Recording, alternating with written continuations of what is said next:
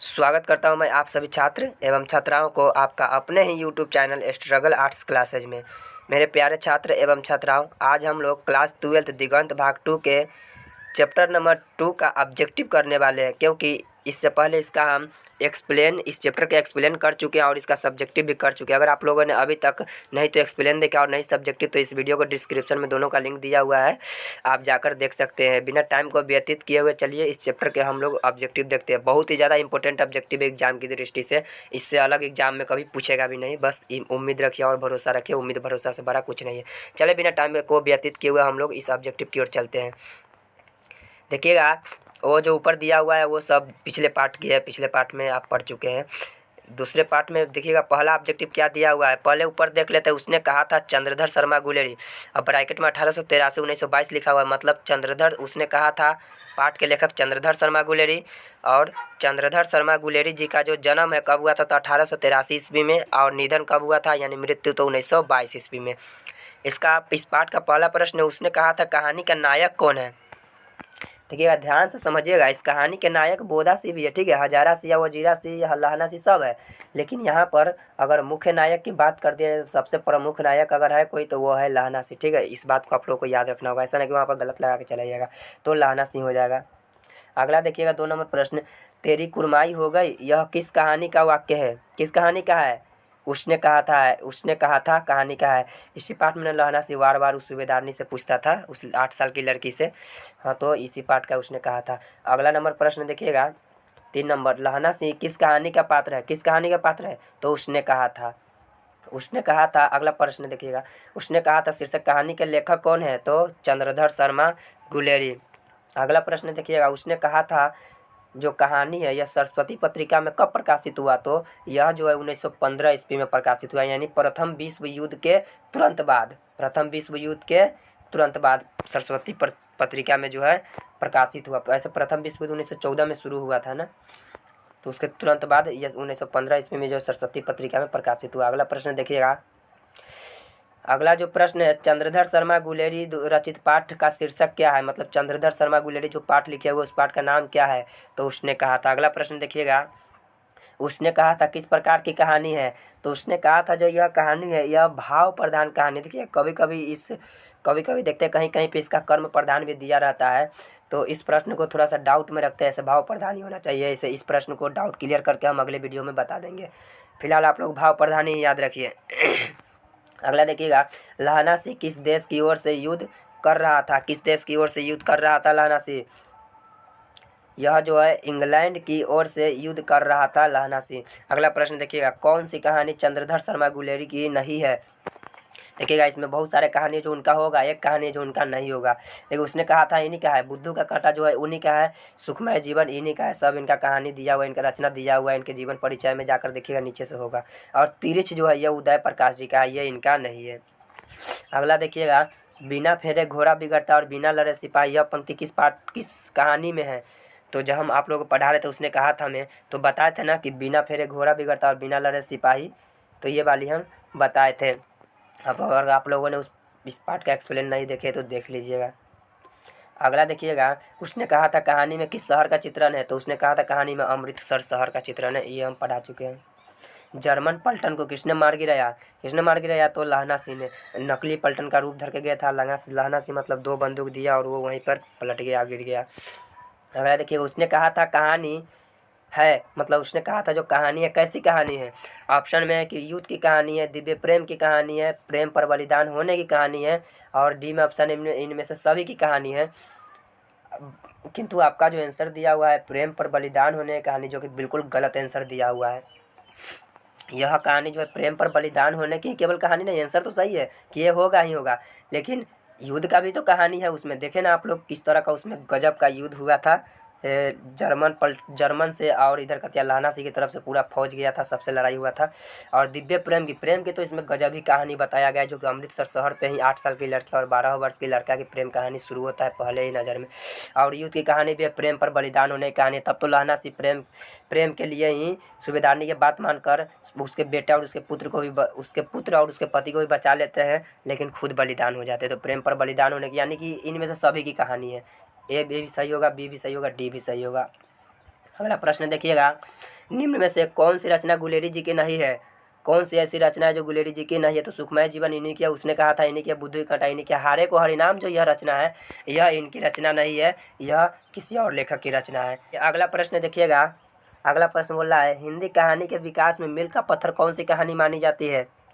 तो आंसर हो जाएगा उसने कहा था। देखिए उसने कहा था जो कहानी है ना, इसका पूर्व शीर्षक रखा गया था इसका पूर्व शीर्षक रखा गया था मील का पत्थर, लेकिन फिर इस कहानी का शीर्षक बदल कर उसने कहा था रख दिया गया, तो यही होगा उसने कहा था। अगला कहानी देखिएगा, हिंदी साहित्य का सूर्य किसे कहा जाता है? तो आंसर हो जाएगा सूरदास का, ये दूसरे चैप्टर का कविता का दिया गया है, दूसरे चैप्टर का, इसके लिए सॉरी।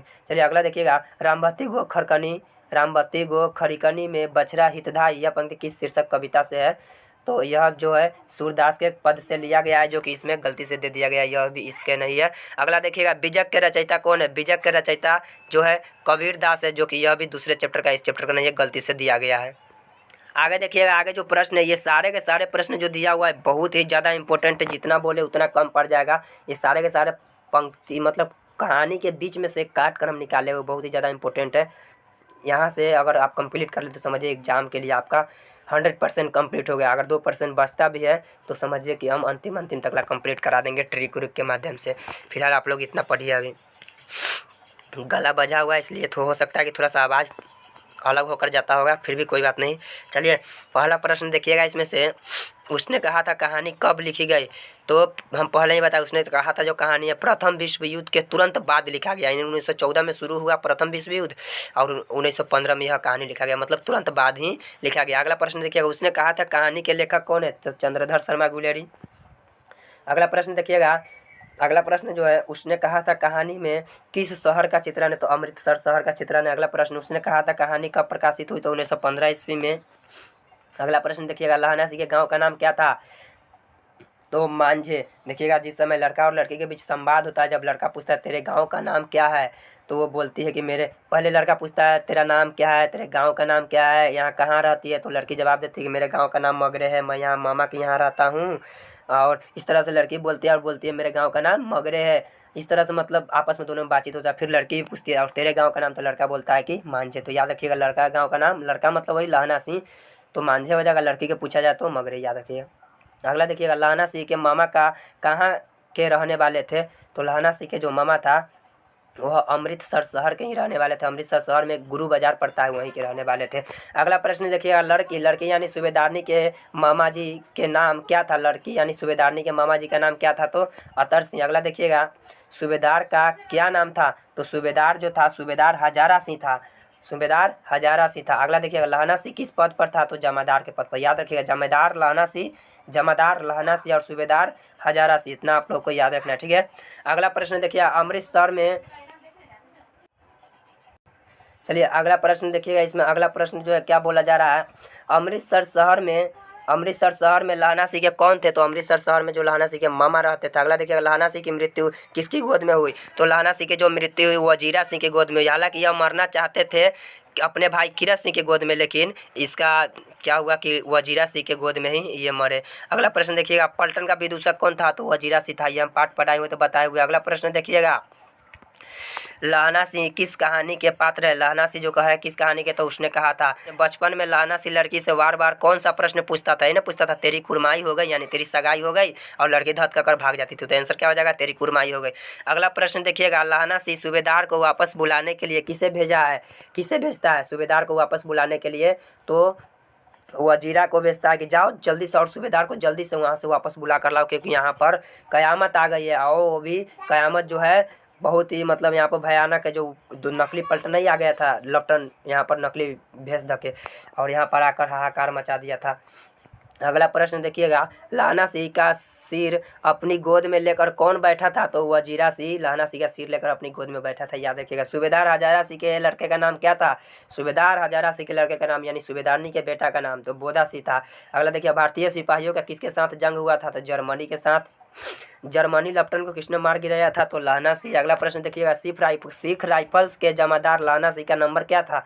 तो नंबर था 77, याद रखिएगा, एग्जाम में पूछा जाता है। सरकार ने सूबेदार को ज़मीन कहाँ दिए थे? तो लायलपुर में। सरकार ने सूबेदार को ज़मीन कहाँ दिए थे? तो लायलपुर में। अगला प्रश्न देखिएगा, गुलेरी जी का जन्म कहाँ हुआ था? तो जयपुर राजस्थान में। जयपुर राजस्थान में। अगला प्रश्न, सुखमय जीवन किसकी रचना है? चंद्रधर शर्मा गुलेरी जी की। अगला देखिएगा, कछुआ धर्म किसकी कृति है? तो यह भी चंद्रधर शर्मा गुलेरी जी का ही है। अगला प्रश्न देखिएगा, पुरानी हिंदी किसकी रचना है? यह भी चंद्रधर शर्मा गुलेरी जी का ही है। तो ये अगला प्रश्न देखिएगा, कौन सा निबंध गुलेरी रचित नहीं है? तो मजदूर और प्रेम। देखिए इस तरह का प्रश्न अगर वहाँ पे पूछा तो 4 गो ऑप्शन रहेगा, जिसमें से कोई 3 गो गुलेरी जी का रहेगा, चंद्रधर शर्मा गुलेरी जी का यानी लेखक का रहेगा, और 1 गो जो रहेगा नहीं रहेगा। ठीक है, तो उसी प्रकार इस प्रश्न को चलिए याद रखिएगा, मजदूर और प्रेम उनकी नहीं है। कौन सी रचना गुलेरी रचित है? तो क्या है, देवा नाम प्रिय और मोरसी मोही कुठाम, क्या है, कुठावम, ये जो है इन्हीं की रचना। ये प्रश्न एग्जाम में कम पूछा जाता है, इस पर उतना फोकस नहीं करना है, इसे दे दिए तो याद कर ही लीजिएगा। अगला प्रश्न देखिएगा, कौन सी कहानी गुलेरी की लिखी हुई नहीं है? तो कफन जो है इनकी लिखी हुई नहीं है। अब बाकी 3 और अदर ऑप्शन रहेगा वहाँ पर जो इन्हीं का लिखा रहेगा। अगला प्रश्न देखिएगा, कौन सी, देखिए उस तरह का प्रश्न रहेगा तो ऑप्शन के अनुसार चलिएगा, जैसे कौन सी कहानी गुलेरी की लिखी हुई नहीं है, तो वहाँ पे ऑप्शन के अनुसार चलिएगा। ठीक है ना। अगला प्रश्न देखिएगा, कौन सी कहानी गुलेरी द्वारा लिखी हुई है? तो सुखमय जीवन, बुद्धू का कांटा जो है इन्हीं के द्वारा लिखा गया। अगला प्रश्न देखिएगा, गुलेरी जी किस गांव के मूल निवासी थे? तो गुलेर नामक गांव। याद रखिएगा, किस गांव के मूल निवासी थे? याद कर लो, अभी का अभी बहुत ही इंपॉर्टेंट प्रश्न है। तो इनका गांव का जो नाम था गुलेर नामक गांव था। ठीक है। अगला प्रश्न देखिए, उसने कहा था कहानी के कितने भागों में बंटी हुई है? इसने कहा था जो कहानी कितने भागों में बंटी हुई है? तो 5 भागों में बंटी हुई है, जिसमें से द्वितीय, तृतीय और चतुर्थ भाग में युद्ध का वर्णन है, प्रथम में प्रेम का वर्णन है, और अंतिम वाला में मृत्यु जब नजदीक आती है तो स्मृतियाँ साफ हो जाती है, समय की धुन उन पर से बिल्कुल हट जाती है, ऐसे बताया गया लहनासी के बारे में। तो 5 भागों में बंटी हुई है। और कितने भागों में युद्ध का वर्णन है? तो 3 भागों में। याद रखिएगा कौन कौन से, द्वितीय, तृतीय और चतुर्थ। अगला प्रश्न देखिएगा, चंद्रधर शर्मा गुलेरी किस युग के कहानीकार है? तो द्विवेदी युग के। अगला प्रश्न देखिएगा, उसने कहा था कहानी किस प्रकार की है? तो कर्म प्रधानता। देखिए इस प्रश्न को हम पहले भी बताएं कि कहीं पे कर्म प्रधान बताया जाता है तो कहीं पर भाव प्रधान बताया जाता है, तो इस प्रश्न को हम डाउट में रख दिए थे। इस प्रश्न को क्लियर करेंगे बाद में, फिलहाल आप कर्म प्रधान, भाव प्रधान इस पर ज़्यादा फोकस नहीं कीजिए, इसको हम बाद में क्लियर कर देंगे। अगला प्रश्न देखिएगा, सूबेदारनी ने अपने पति और पुत्र की रक्षा के लिए किससे कहा सूबेदारनी ने? तो लहना सिंह से कहा था कि मैं तुम्हारे सामने अपनी आंचल पसार कर भिक्षा मांगती हूँ, भीख मांगती हूँ कि मेरे पति और मेरे पुत्र की रक्षा करना। हालांकि लहना सिंह अपने वचन को निभाता है, उसके द्वारा ली गई वचन को निभाता है, अपनी जान तक दे देता है, अपनी जान की आहुति दे देता है उन दोनों को बचाने के लिए, और बचा भी देते हैं उन दोनों का, खुद अपनी जान की आहुति दे देता है। अगला प्रश्न देखिएगा, अगला प्रश्न क्या बोल रहा है, लहना सिंह जब उस लड़की से मिला था तो लड़की की उम्र क्या था? तो लड़की का उम्र जो 8 वर्ष था, जबकि लहना सिंह का उम्र कितना था? तो 12 वर्ष। याद रखिएगा। मुल्ला जी की दाढ़ी किसने मूड दी थी? तो लहना सिंह। वही मुल्ला जी के बारे में बात हो रहा है, जो नकली मौलवी जो आया था लहना सिंह के गांव में और सभी को भड़का रहा था। लहना सिंह क्या किया? दाढ़ी धकर नोचिए दिया, बिलगा दिया वहाँ से। अगला प्रश्न देखिएगा, लड़की के मामा जी का नाम क्या था? तो लड़की के मामा जी का नाम था अतर सिंह। याद रखिएगा। अगला प्रश्न देखिए, गुलेरी जी का जन्म जो है कहाँ कब हुआ था? तो 7 जुलाई 1883 ईस्वी को याद रखना है। गुलेरी जी का जन्म किस जिले में हुआ था? तो कांगड़ा जिला में। और गुलेरी जी का जन्म जो है कहाँ, नहीं, गुलेरी जी का जो मूल निवास है कहाँ है? तो मूल निवास की अगर बात करें तो हिमाचल प्रदेश। ठीक, मूल देखिए प्रश्न यहाँ पर थोड़ा सा ये हो गया है, इधर उधर हो गया है, थोड़ा सा इसको ध्यान में रखिएगा। जिला पूछा जाए तो बोलेंगे कांगड़ा जिला, अगर पूछा जाए कि उनका मूल निवास कहाँ है तो मूल निवास बोलेंगे हिमाचल प्रदेश। ठीक है ना। अगला प्रश्न देखिएगा, गुलेरी जी के पिता का नाम क्या था? तो पंडित शिवराम। इंपॉर्टेंट है, ये सब याद रखिएगा।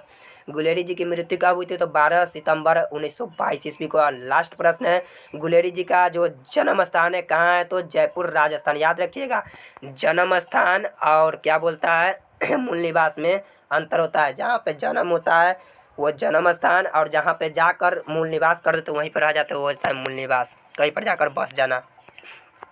तो ये सारी प्रश्न आपको थे जो बुक से मैंने निकाला था। अभी और भी करेंगे हम लोग, एक एक प्रकाशन का हम लोग करेंगे, एक भी कहीं से कमी नहीं रहने देंगे, जो कि एग्जाम की दृष्टि से कमी हो कभी भी नहीं रहने देंगे, और एक एक मॉडल पेपर भी कराएंगे।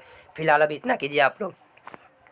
अगला प्रश्न देखिएगा, हिंदी के कहानी के विकास में मील के पत्थर कौन सी कहानी मानी जाती है? ये तो करा ही दी जाए। तो उसने कहा था, देखिएगा इसमें बहुत सारा कॉमन क्वेश्चन मिलेगा।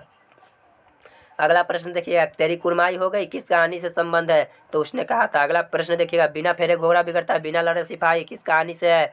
तो उसने कहा था। अगला देखिए, बुद्धू का कांटा यह जो रचना है किसकी रचना है? तो चंद्रधर शर्मा गुलेरी जी का। इसी तरह से वहाँ पे 4 गो ऑप्शन रहेगा, ध्यान से देखते चलिएगा। अगला देखिएगा, चंद्रधर शर्मा गुलेरी किस सदी के प्रमुख लेखक है? तो 20वीं सदी के, ठीक है ना, 20वीं सदी के प्रमुख लेखक है।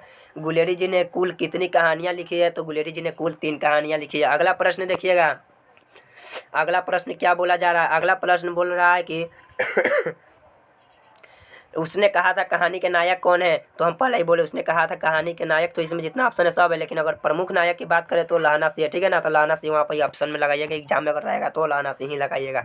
अगला प्रश्न देखिएगा, निम्न में से कौन सी रचना गुलेरी जी की नहीं है? तो देखिए इसमें और सारी रचना होगा जो गुलेरी जी का होगा, एक होगा जो नहीं होगा। सुखमय जीवन इन्हीं का, उसने कहा था इन्हीं का, बुद्धू कांटा इन्हीं का, हारे को हरिनाम इनकी रचना नहीं है। देखिए इस सब प्रश्न कितना बार एग्जाम में पूछा गया है, बहुत ही ज़्यादा इंपॉर्टेंट है।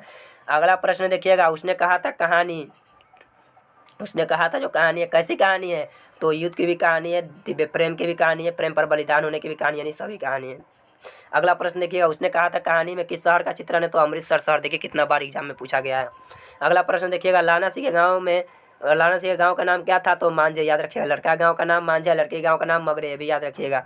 ये जो मगरे है वो लड़के गाँव का नाम है मांझे, लड़का गाँव का नाम है यानी लाना सिंह। और लड़की कौन थी? तो वही सूबेदारनी, जो कि सूबेदार के पत्नी होती है और बोधा सिंह की माँ होती है। अगला प्रश्न देखिएगा, लाना सिंह किस पद पर था? तो लाना सिंह किस पद पर था? तो जमादार के पद पर होता है ना, था ना, जमादार लाना सिंह। और जो वो था वो सूबेदार हजारा सिंह था, जमादार लाना सिंह, सूबेदार हजारा सिंह। चलिए अगला प्रश्न इसमें देखते हैं अब हम लोग। अगला प्रश्न इसमें देखिएगा ध्यान से, अगला प्रश्न इसमें क्या बोला जा रहा है? लाना सिंह की मृत्यु किसके गोद में हुई? तो लाना सिंह की जो मृत्यु है वो वजीरा सिंह की गोद में। अगला प्रश्न देखिएगा, पलटन का विदूषक कौन था? पलटन का विदूषक वजीरा सिंह था, जो कि सबसे मेन था और सभी को हंसाने का काम करता था। अगला प्रश्न देखिएगा, सूबेदार हजारा सिंह के लड़के का नाम क्या था? सूबेदार हजारा सिंह के लड़के का नाम क्या था? तो बोधा सिंह था, आप लोग को याद होना चाहिए। भारतीय सिपाहियों किसके साथ जंग था? भारतीय सिपाहियों किसके साथ संघर्ष हुआ था? किसके साथ, यानी किसके साथ जंग हुआ था? तो जर्मन के साथ। अगला प्रश्न देखिएगा, जर्मन लेफ्टिनेंट को किसने मार गिराया था? तो लाना सिंह ने जर्मन लेफ्टिनेंट को मार गिराया था। अगला प्रश्न देखिएगा, सिख राइफल्स के जमादार लाना सिंह का नंबर क्या था? तो 77, याद रखिएगा, बड़ी इंपॉर्टेंट प्रश्न है। सरकार ने सूबेदार को जमीन कहाँ दी थी? तो लायलपुर में। गुलेरी जी का जन्म हुआ था, यानी कहाँ पर हुआ था गुलेरी जी का जन्म? तो गुलेरी जी का जो जन्म है हुआ था जयपुर राजस्थान में। सुखमय जीवन किसकी रचना है? तो सुखमय जीवन गुलेरी जी का ही रचना है, चंद्रधर शर्मा गुलेरी जी का। उसने कहा था कहानी कब प्रकाशित हुई? तो 1915 ईस्वी में। कछुआ धर्म किसकी कृति है? तो कछुआ धर्म जो कृति है यह चंद्रधर शर्मा गुलेरी जी का ही है। अगला देखिएगा, पुरानी हिंदी जो रचना है यह किसकी रचना है? तो यह भी जो रचना है चंद्रधर शर्मा गुलेरी जी का ही है, जो कि एग्जाम की दृष्टि से बहुत ही ज़्यादा इंपॉर्टेंट आप लोगों को पता होना चाहिए, ठीक है। चलिए अगला प्रश्न देखिएगा, उसने कहा था शीर्षक कहानी में यह किसने कहा कि आदमी उठ सिगरी में कोयले डाल। देखिए ये पाठ में है, हम आप लोगों को पढ़ाए, नहीं पढ़े तो देखिए जाकर। किसने कहा था? तो सूबेदार हजारा सिंह ने कहा था। अगला देखिए, कुरमाई का क्या अर्थ होता है? तो कुरमाई का जो अर्थ होता है वह होता है मंगनी, यानी कि सगाई होता है ना, उसी को बोला जाता है, ठीक है। अगला प्रश्न देखिएगा, बोधा कौन था? तो जो बोधा था वो कौन था? तो सूबेदार हजारा सिंह का बेटा था, यानी सूबेदारनी का भी बेटा था। तो यहाँ पर ऑप्शन के अनुसार चलना है, सूबेदार हजारा सिंह ऑप्शन है तो इन्हीं का हो जाएगा। अगला प्रश्न देखिएगा, चंद्रधर शर्मा गुलेरी की कहानी कौन सी है? तो चंद्रधर शर्मा गुलेरी की जो कहानी है उसने कहा था। अगला प्रश्न, कौन सी कहानी चंद्रधर शर्मा गुलेरी की लिखी हुई नहीं है? तो कफन जो है इनकी नहीं है। जब बाकी सुखमय जीवन उसने कहा था, बुद्धू का काटा सब इन्हीं का, कफन इनकी रचना नहीं है। अगला प्रश्न देखिएगा, गुलेरी जी किस गांव के मूल निवासी थे? किस गांव के मूल निवासी थे? तो गुलेर नामक गांव के जो है ये मूल निवासी थे। ऑप्शन में यहाँ पर थोड़ा सा कट गया, आप लोग याद रखिए, गुलेरी जी गुलेर नामक गांव के मूल निवासी थे। चलिए अगला प्रश्न देखते हैं हम लोग। अगला प्रश्न क्या बोल रहा है? उसने कहा था कहानी के कहानीकार कौन है? तो चंद्रधर शर्मा गुलेरी। कहने का मतलब उसने कहा था कहानी के लेखक कौन है? तो चंद्रधर शर्मा गुलेरी। देखिए कितना बार एग्जाम में पूछा गया है, बहुत ही ज़्यादा इंपॉर्टेंट है, साइंस आर्ट्स कॉमर्स सबके लिए इंपॉर्टेंट है। अगर आप लोगों को वीडियो अच्छा लग रही है तो प्लीज़ लाइक कर दीजिएगा इस वीडियो को, ठीक है ना। आगे देखिएगा, चंद्रधर शर्मा गुलेरी जी किस युग के कहानीकार है? तो ये जो है द्विवेदी युग के कहानीकार है। अगला देखिए, उसने कहा था कहानी कितने भागों में बटी हुई है? तो 5 भागों में बटी हुई है। कितने भागों में युद्ध का उन्होंने? तो 3 भागों में, याद रखिएगा। चंद्रधर शर्मा गुलेरी जी का जन्म जो है कब हुआ था? तो 7 जुलाई 1883 ईस्वी को। लाना सिंह जो है किस कहानी के पात्र है? तो उसने कहा था कहानी किस प्रकार की कहानी है? तो कर्म प्रधान कहानी है। देखिए कहीं पे कर्म प्रधान है, कहीं पे भाव प्रधान है। आप लोग फिलहाल इसको थोड़ा सा डाउट में रखिए, ऐसे कर्म प्रधान इसमें आंसर गलत नहीं रहता है, कर्म प्रधान ही होना चाहिए, कर्म प्रधान ही आंसर सही होना चाहिए। गाला बजा हुआ है इसलिए आवाज़ थोड़ा सा कट रहा है, फिर भी थोड़ा आप लोग ध्यान दीजिएगा। कान में काम कीजिए, ईयरफोन लगा लीजिए इसमें, या कान में लगाकर आराम से ऑब्जेक्टिव को सुनते रहिए, बहुत ही ज़्यादा इंपॉर्टेंट है। अगला प्रश्न देखिएगा, अगला प्रश्न क्या बोल रहा है। अगला प्रश्न, चंद्रधर शर्मा गुलेरी किसके अभिभावक बनकर मेयो कॉलेज अजमेर में आए थे। किसके अभिभावक बनकर, तो खेतरी के नाबालिग राजा जय सिंह के। ये हम पढ़ाए हुए हैं, आप लोग जाके एक्सप्लेन में देखिए। कीरत सिंह कौन था, तो लहना सिंह का भतीजा था। कीरत सिंह कौन था, कीरत सिंह कौन था, लहना सिंह का भतीजा था। इसमें हमको लगता है आंसर गलत दिया हुआ है, पता है कैसे, क्योंकि कीरत सिंह अपने भाई नहीं, लहना सिंह अपने भाई कीरत सिंह के गोद में मरना चाहता था, यानी भाई भाई का संबंध था। गलत आंसर है। कीरत सिंह कौन था, तो लहना सिंह का भाई था, भतीजा गलत है, लहना सिंह का भाई था, याद रखिएगा आप लोग। बचपन में लहना सिंह लड़की से बार बार कौन सा प्रश्न करता था, कौन सा प्रश्न, तेरी खुरमाई हो गई, यही प्रश्न करता था, याद रखिएगा। अगला प्रश्न, लप्टन साहब सूबेदार को कितने आदमी खंदक में छोड़कर जाने को कहता है, तो 15 आदमी, 10 है, हाँ हाँ हाँ हाँ ठीक है, 10 ही आदमी को बोलता है। लप्टन साहब जो सूबेदार को बोलता है कि 10 वो आदमी को जल्दी से जल्दी खंदक में ले लेकर जाओ, 10 आदमी को बोलता है, ठीक है 10 सही होगा। अमृतसर शहर में लहना सिंह के कौन थे, अमृतसर शहर में लहना सिंह के कौन थे, तो मामा थे, मामा ही न थे, लड़की के भी मामा थे और लड़का के भी मामा थे, और दोनों ये लड़का लड़की दोनों मामा के यहाँ गए थे। अगला प्रश्न देखिएगा, लहना सिंह सूबेदार को वापस बुलाने के लिए किसे भेजता है। लहना सिंह जो सूबेदार को वापस बुलाने के लिए किसे भेजता है, तो वजीरा सिंह को बोलते हैं कि जल्दी जाओ और जल्दी सूबेदार को वापस बुलाकर लाओ। अगला देखिएगा, सूबेदारनी ने अपने पति एवं पुत्र की रक्षा के लिए किससे कहा, तो लहना सिंह से कहा, लहना सिंह ने उस वचन को निभाया भी। अगला प्रश्न देखिएगा, लहना सिंह का सर अपनी गोद में लेकर कौन बैठा था, तो वजीरा सिंह। हालांकि वो वजीरा सिंह गोद में लेकर बैठा था, वजीरा सिंह के गोद में ही मरे लहना सिंह, लेकिन ये मरना चाहते थे अपने भाई कीरत सिंह के गोद में, लेकिन ऐसा नहीं हुआ, ये वजीरा सिंह के गोद में सर था, वजीरा सिंह के गोद में ही मरे। लहना सिंह के मामा कहाँ के रहने वाले थे, तो लहना सिंह के मामा अमृतसर शहर के रहने वाले थे, जो कि गुरु बाजार में पड़ता है, याद रखिएगा आप लोग। और थोड़ा बहुत अगर इसमें हमको एक आध प्रश्न अगर कराने में गलत हो गया होगा तो माफ़ कीजिएगा, उसके लिए सॉरी। अगर गलत हुआ होगा तो कमेंट कीजिएगा, अगर कुछ अगर डाउट हो फिर भी कमेंट कीजिएगा, उसको डाउट को हम क्लियर करेंगे। अब अगला हम लोग जो चैप्टर करेंगे वो अगला चैप्टर संपूर्ण क्रांति, जो कि जयप्रकाश नारायण जी के द्वारा लिखा गया है। ये भी पार्ट बड़ा इंपॉर्टेंट है, और इम्पोर्टेंट के साथ साथ बहुत ही ज़्यादा मज़ा आने वाला है इस पार्ट में। तो आप लोग जल्द से जल्द कमेंट कीजिए कि मैं अगला पार्ट कब तक लेकर आऊँ। जब तक के लिए अगर वीडियो अच्छा लगा हो तो लाइक कीजिएगा, कमेंट कीजिएगा, हो सके तो इस वीडियो को शेयर भी कर दीजिएगा, सब्सक्राइब कर दीजिएगा मेरे चैनल को। जब तक के लिए बाय बाय दोस्तों, फिर मिलते हैं अगले वीडियो में, और जय हिंद जय भारत।